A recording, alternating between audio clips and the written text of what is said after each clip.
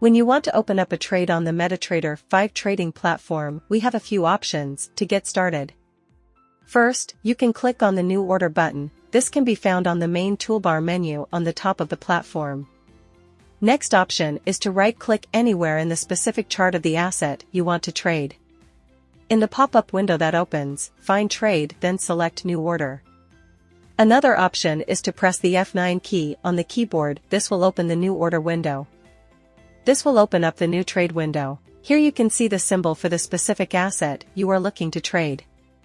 Should you wish to change this, click and select the asset from the drop-down menu and select the new asset that you want to trade.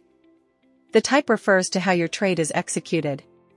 Market execution will open the trade now, while pending orders are an order that will be filled once the market price reaches a set price. The volume is the trade size or lot size you wish to open. Lots refer to the amount of units that we want to trade.